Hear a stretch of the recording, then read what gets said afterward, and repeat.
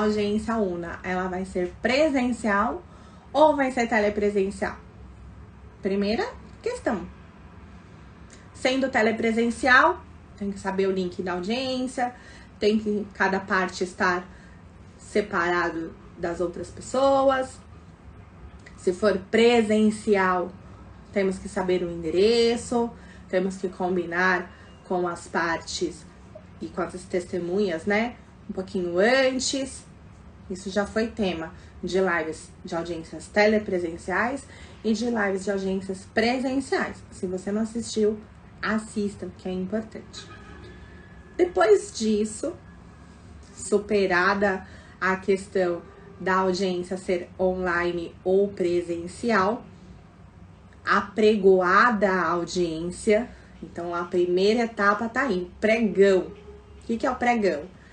Depois que as partes estão lá aguardando na sala de espera, o escrevente, o juiz, enfim, vai apregoar as partes. Entram na audiência.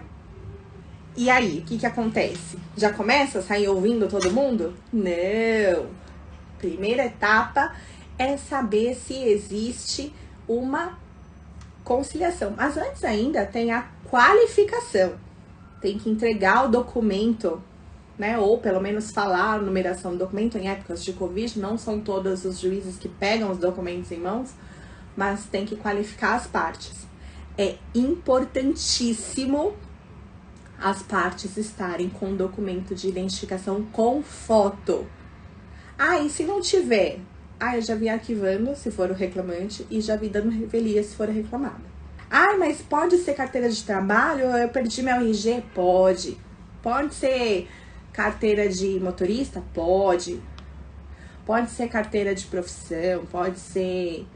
Até crachá eu já vi servindo como documento de identidade. Uma vez, uma preposta que eu tava participando da audiência, ela perdeu o RG.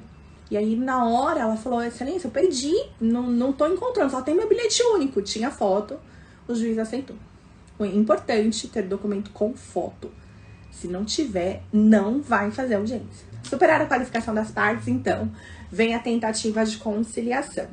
Vai ser perguntado se as partes têm alguma proposta de acordo, se tem pretensão de acordo. O juiz é obrigado a perguntar.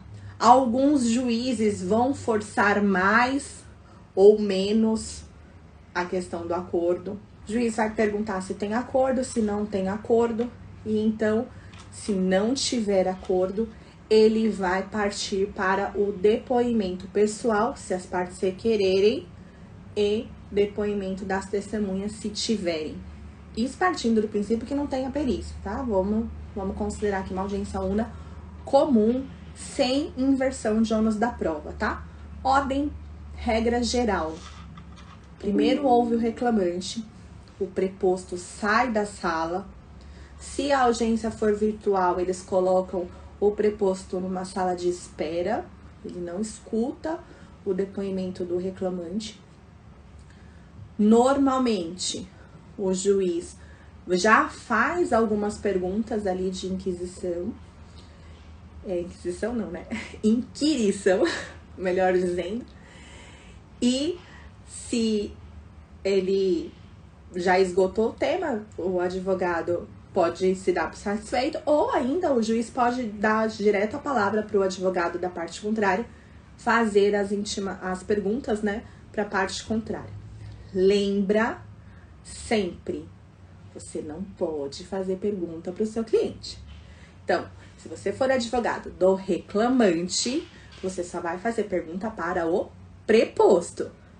Se você for advogado da reclamada, você só vai fazer pergunta para o reclamante. E se tiver mais de uma reclamada, posso fazer pergunta para outra reclamada? Não! Você só vai fazer pergunta para a parte contrária. O objetivo do depoimento pessoal é a confissão. Gente, esse é um erro muito comum, eu já contei aqui. Foi meu erro também, na minha primeira audiência, eu quis ouvir meu cliente. Não pode. Não pode. O objetivo é da confissão. Eu sempre falo agora, né, que já aprendi, né? 15 anos depois já aprendi. Mentira, aprendi na segunda audiência. Depoimento pessoal é aquela frase de filme. Sabe o que você fala? Aquelas frases de filme, assim, tudo que você falar vai ser usado contra você? É isso. Depoimento pessoal é isso. Você já vai estar preparado. Procure fazer perguntas para a parte contrária que sejam relevantes ao processo, que objetivem de fato a confissão de algum caso importante para o processo, que talvez você até não precise mais de testemunha, porque aquela parte já confessou o que precisava. Por exemplo, o reclamante está pedindo hora extra.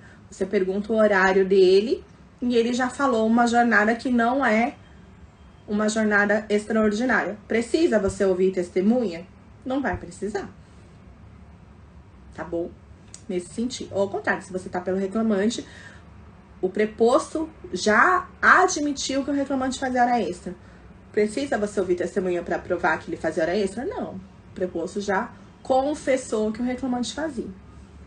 Depois que ouviu o reclamante, o preposto volta para a sala de audiência e aí ele vai ser ouvido pela parte contrária. Novamente, alguns juízes escutam, já fazem as perguntas e depois dá a palavra para o advogado do reclamante. Alguns juízes já dão a palavra direto para o advogado.